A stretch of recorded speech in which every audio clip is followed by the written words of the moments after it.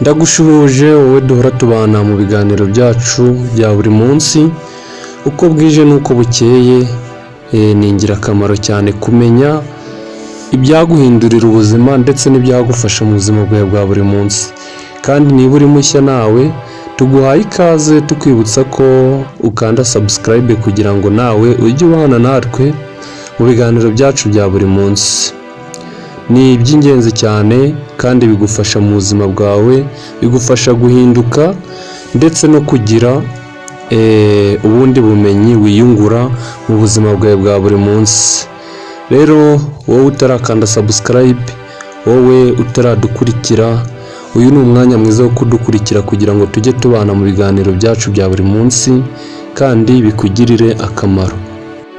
Muri aka kanya tugiye kurebera hamwe ibintu by'ingenzi ku bantu bagiye kwinjira mu rukundo bwa mbere ndetse n'abagiye kwinjira mu rukundo nubwo bwaba atari ubwa mbere, kuko nabo birabareba. Hari igihe ushobora kuba wararugiyemo ariko ugasanga wahuye n'ibintu bitari byiza. Niyo mpamvu ugomba kumenya izi nama 7 ngiye kukugezaho zagufasha kugira ngo ujye mu rukundo, uzizi neza kugira ngo zizagufashe kuba urwo rukundo rwanyu wowe n'uwo mururimo rugenda neza cyane. Ikintu cya mbere ugomba kwitaho, banza wareba uwo mugiye gukundana uwo ari we. Iki ni ikintu cy'ingenzi buri wese akwiye kuzirikana. Menya ngo umuntu mugiye gukundana ninde, aturuka he. Guturuka ahantu ho guturuka simvuze wenda nko ku bushobozi cyangwa se ibindi biki. Ikibanze menya ngo aturuka he kugira ngo umenye imico ye afite, umenye imyitwarire ye kugira ngo ubashe gukundana nawe umuzi neza.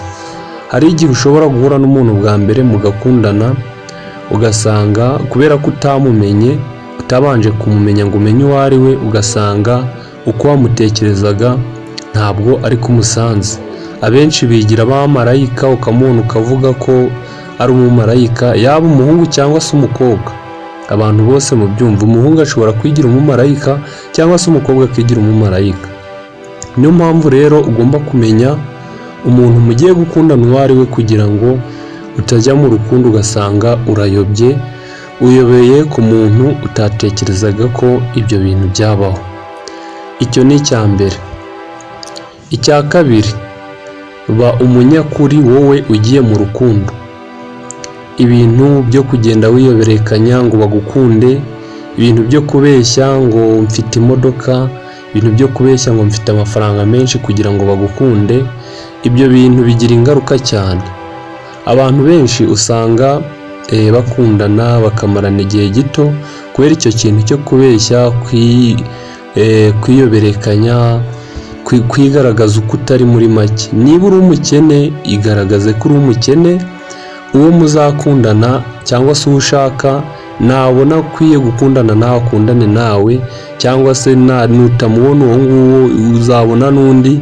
Ariko ikibanze jya umenya ko utagomba kwiyoberekanya, kuko kwiyoberekanya nibyo bintu bisenya inkundo cyane. Ugasanga umuntu mwiyoberekanyijeho, ejo bundi uko yakubonaga ntabwo ariko akubonye. Uwo munyakuri rero ubwiza uwo mugiye gukundana ukuri kugira ngo ibintu birusheho kugenda neza. Icya gatatu, menya ko kubahana ari ikintu cy'ingenzi. Mwubahe nawe akubahe.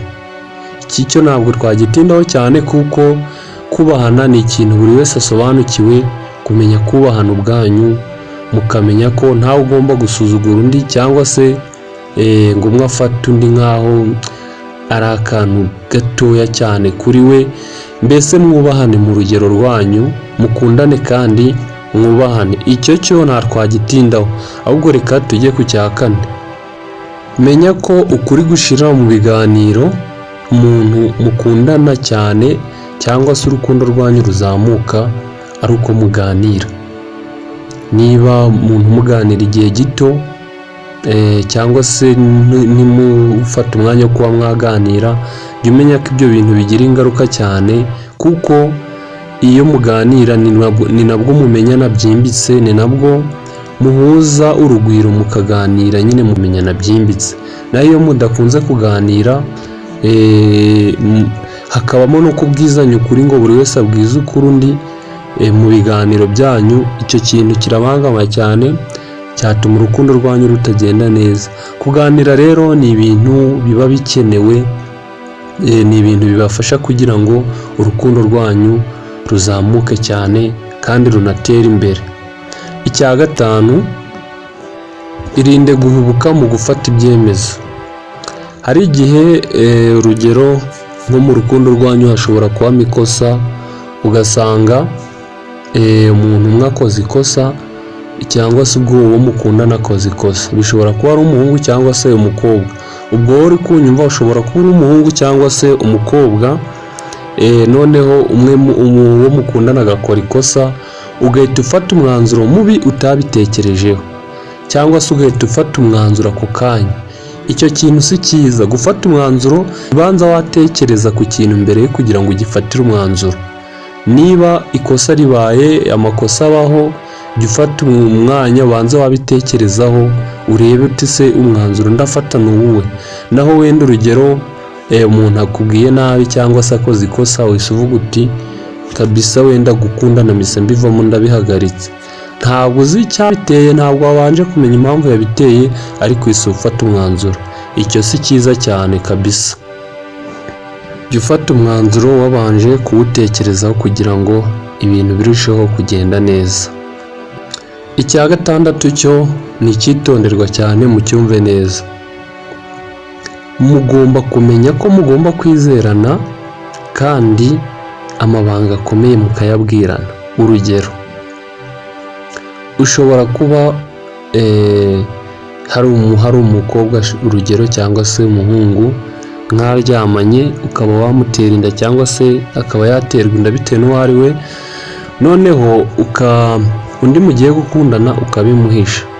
Icyo gihe ntubimuhishe, igihe azabivumburira bizaba ibindi. Menya kubwiza ukuri uwo mukundana kandi umwizere.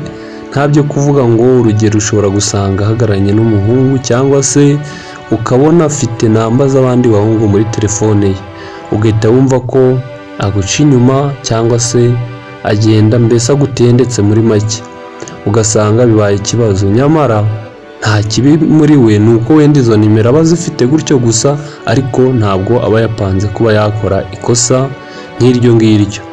Rero kwizerana no kuba mwabwirana amabanga, nta kuvuga ngo umwe arabihisha ibanga rikomeye, icyo nicyo kintu cy'ingenzi mukwiye kwitaho cyane.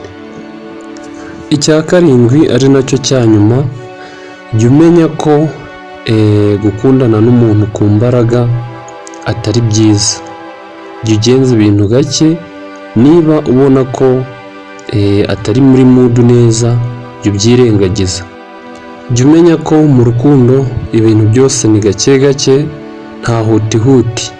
Jya ubikora gake gake, ntugahatire umuntu icyo adashaka, ahubwo jya ureba impamvu atabishaka, kandi nubona atari muri mudu ntukamuhatire ikintu. Icyo gihe urukundo rwanyu ruzagenda neza. Ibi nibyo bintu 7 turebeye hamwe. Niba bigufashije kandi bikaba bikugira akamaro, wibuke gukanda subscribe, like, wandike na comment tubwira icyo bikunguye kugira ngo tuzabone n'uburyo dukora ikindi kiganiro ubutaha kizabafasha. Twe tubagira inama. Iyi ni Marembo TV.